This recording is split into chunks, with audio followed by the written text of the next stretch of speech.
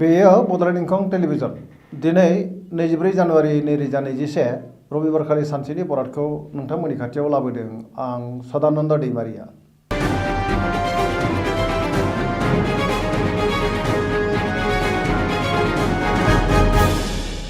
सिगां फरायनो लादों मेष राशि। दिनैनि साना जोबोर मोजां, बहाबा दावबायहैनो खाबु मोनगोन, गोसोनि साननाया जाफुंगोन, मावनो लानाय खामानिखौ मावफुंनो हागोन, गोसोखौ जोबोर गोजोननाय मोनगोन, देहाया दिनै मोजाङै थागोन। अब्लाबो जानाय लोंनायाव सांग्रां जानाया गाहाम। बहानिफ्रायबा मोजां खौरां फैनो हागौ, रांखावरियाव जोबोर मोजां, मोननो गोनां धोनखौ दिनै मोननो हागोन, बेफार फालांगियाव गोबां मुलाम्फा मोनगोन, सोरबा लोगोनि हेफाजाब मोनगोन, न'खराव अनलायनाय फैगोन, बिमा बिफानि अननाय मोनगोन, बिदा फंबायजों मोजां सोमोन्दो थागोन, गुबुननि गोसोखौ गोरलैयैनो बोनो हागोन, गोसोनि बोलोआ बांगोन, समाजाव गोबां मान मोननो हागोन, गोसोआ जोबोर रमान्टिक जागोन। फरायसाफ्रा फरायनायाव गोसो दुंखांगोन आरो मोजां फिथाइ मोनगोन।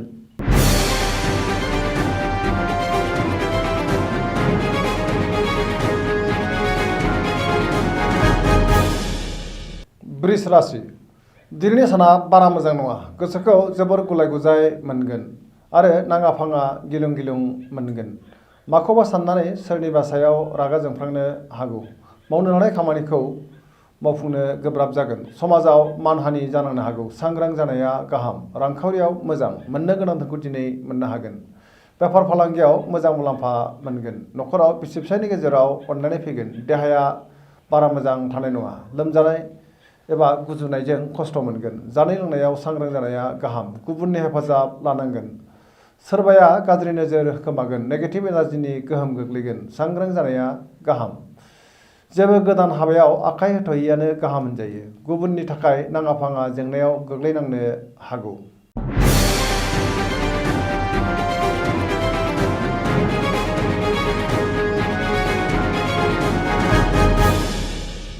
मिथुन राशि।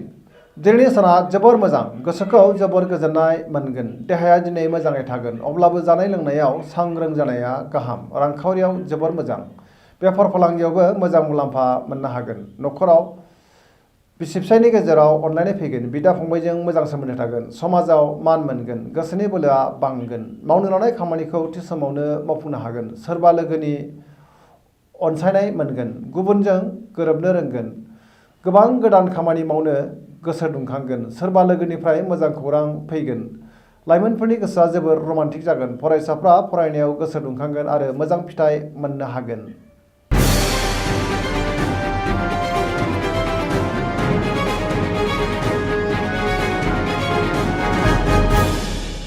कर्कट राशि।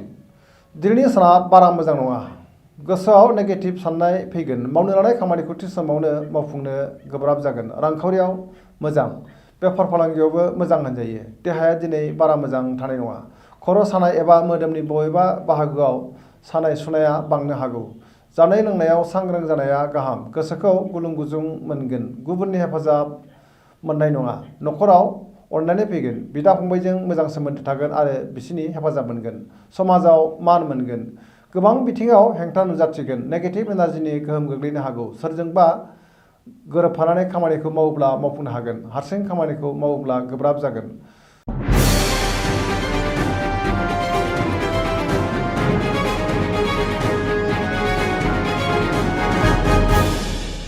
सिंह राशि।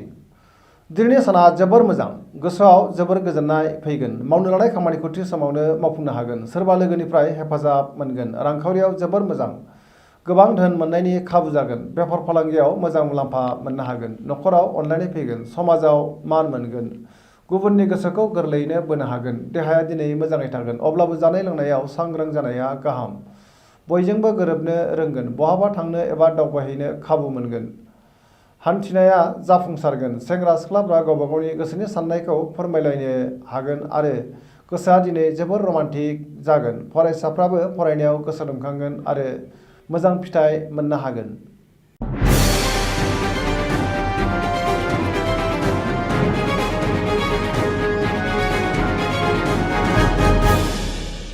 कन्या राशि। दिनैनि साना मोजां आरो गाज्रिनि गेजेरजों बाबेनलांगोन। गोसोआव गुलाय गुजाय साननाय फैगोन। रांखावरियाव मोजां, नाथाय नाङा फाङा खरसायाबो बांगोन। बेफार फालांगियाव मोजां, देहाया दिनै मोजाङै थागोन। अब्लाबो जानाय लोंनायाव सांग्रां जानाया गाहाम। नखराव बिसि फिसायनि गेजेराव अनलायनाय फैगोन। बिदा फंबायजों मोजां सोमोन्दो थागोन। बिमा बिफानि अननाय आरो बोर मोनगोन। मावनो लानाय खामानिखौ थि समावनो मावफुंनो हागोन। गोसोनि लुबैनाया बांगोन। अदेबानि नाजानाय थायोब्ला लुबैनायखौ मोननोबो हागोन। लाइमोनफोरनि गोसोआ जोबोर रमान्टिक जागोन। फरायसाफ्रा फरायनायाव गोसो दुंखांगोन आरो मोजां फिथाइ मोननो हागोन।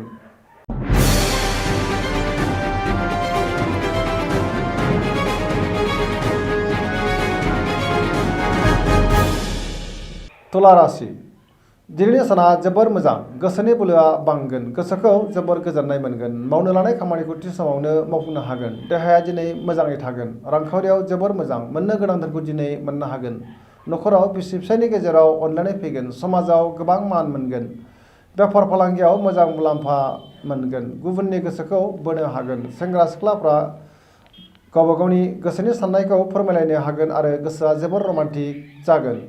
गोदान खामानियाव आखाइ होजेननो गोसो जागोन। गोसोनि साननायफोरा जाफुंगोन। फरायसाफ्रा मोजां फिथाइ मोनगोन आरो फरायनायाव गोसो दुंखांगोन।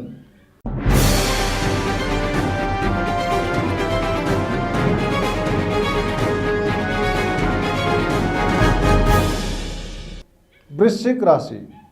दिनैनि साना बारा मोजां नङा। गोसोआव बेले बेजे साननाय फैगोन। मावनो लानाय खामानिखौ थि समाव मावफुंनो हानाय नङा। गुबुननि थाखाय जेंनायाव गोग्लैनांनो हागौ। सांग्रां जानाया गाहाम। गोसोनि साननायफोरा देबार नांगोन। गोसोनि बोलोआ लोरबां जागोन।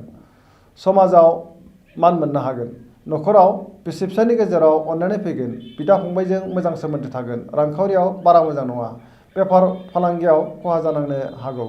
देहाया मोजाङै थागोन। गुबुननि हेफाजाब मोनगोन। फरायसाफ्रा फरायनायाव गोसो दुंगोन। लाइमोनफोरनि गोसोआ दिनै जोबोर रमान्टिक जागोन।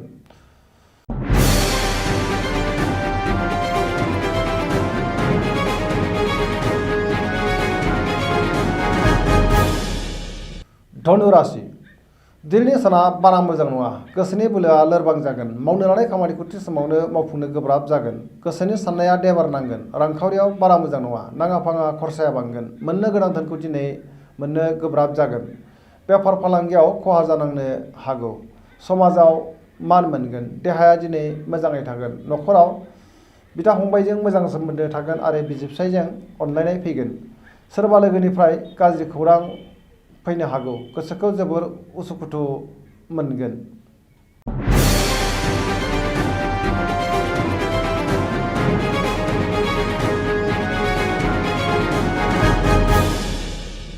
मकर राशि।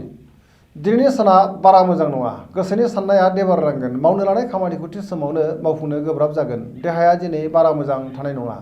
बिखा एबा देहानि बबेबा जायगायाव सानाय सुनाया बांनो हागौ। गोसोखौ जोबोर गुलाय गुजाय मोनगोन। रांखावरियाव मोजां। बेफार फालांगियावबो मोजां मुलाम्फा मोननो हागोन। गुबुनजों मोजां सोमोन्दो लाखिनो रोंगोन। समाजाव लोगो लेवा बांगोन। नखराव अनलायनाय फैगोन। बयजोंबो गोरोबनो रोंगोन। सोरबा लोगोनिफ्राय मोजां खौरां फैनो हागौ। फरायसाफ्रा फरायनायाव गोसो दुंखांगोन आरो मोजां फिथाइ मोनगोन। लाइमोनफोरनि गोसोआ जोबोर रमान्टिक जागोन।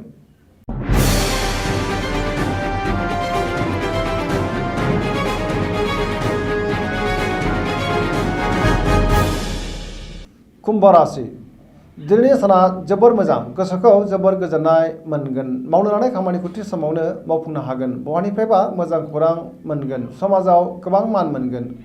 गोबां मुंदांखा सुबुंजों लोगो मोनलायगोन। रांखावरियाव जोबोर मोजां। बहानिफ्रायबा गोबां धोन मोननायनि खाबु जागोन। बेफार फालांगियाव गोबां मुलाम्फा मोननो हागोन। देहाया दिनै मोजाङै थागोन। नखराव बिसि फिसायनि गेजेराव अनलायनाय फैगोन। गुबुननि हेफाजाब मोनगोन। बिमा बिफानि अननाय आरो बोर मोनगोन। गुबुनजों गोसो गोरोबनो रोंगोन। गुबुनखौ फोथायनो हागोन। बयजोंबो अनसायजागोन। गोग्गो थासारियाव थानो हागोन। लाइमोनफोरा जोबोर रमान्टिक जागोन। फरायसाफ्रा फरायनायाव गोसो दुंखांगोन आरो मोजां फिथाइ मोननो हागोन।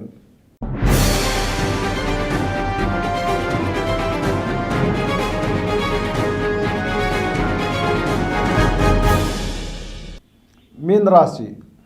दिनैनि साना बारा मोजां नङा। गोसोआव गुलाय गुजाय साननाय फैगोन। गोसोनि बोलोआ लोरबां जागोन। गावनि साननायखौ गुबुननो फोरमायनो हानाय नङा आरो फोरमायोब्ला गुबुना गोरोन्थि बुजिगोन। देहाया मोजाङै थागोन, रांखावरियाव मोजां, बेफार फालांगियाव मोजां जायो, न'खराव अनलायनाय फैगोन, गुबुनजों रायखोमा जानो हागौ, गोसोनि साननाया देबार नांगोन, सेंग्रा सिख्लाफ्रा जोबोर अहंखार जागोन। अब्लाबो बिमा बिफानि अननाय आरो बोर मोनगोन। लाइमोनफोरनि गोसोआ जोबोर उरां फारांबो जागोन। दिनैनि राशि फरायनाया एसेनोसै। जोबनायाव बेखौनो खावलायो जाहाथे नोंथांमोना सानफ्रामबो जोंनि बे बड'लेण्ड इंखं टेलिभिजनखौ नायबाय थायो आरो साबस्क्राइब खालामो। एसेनोसै, गोजोन्थों।